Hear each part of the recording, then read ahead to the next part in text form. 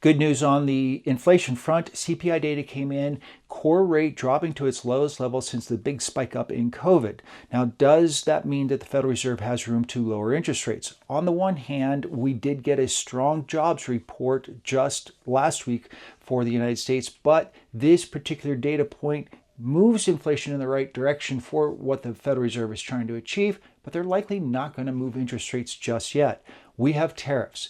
China, I think at this point, is at 124%.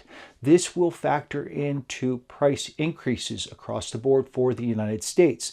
The Federal Reserve has made it clear that they're going to stand pat until they get data that shows that they should either raise or lower interest rates.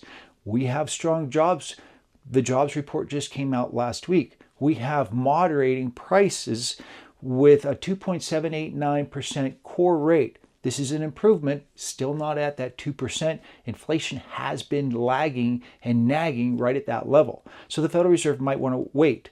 Then in about 2 to 3 to 4 months, we'll start seeing price increases because of the tariffs. The Federal Reserve will take that into consideration.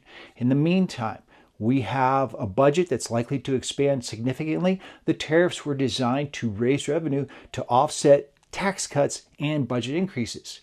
If the Congress pushes through with that, this could increase the debt significantly, and that will push interest rates up unnaturally because of that. So the Federal Reserve is likely going to wait where they are to see what happens next with the economy. Now, I break everything down with regard to interest rates, how this is going to affect the stock market and consumers in my latest Substack. I've got another article coming out here pretty soon, kind of breaking down the tariffs, the effects, along with interest rates, and how consumers are going to be affected by this and what that will mean for the stock market. Make sure certain to follow along for my Substack newsletter.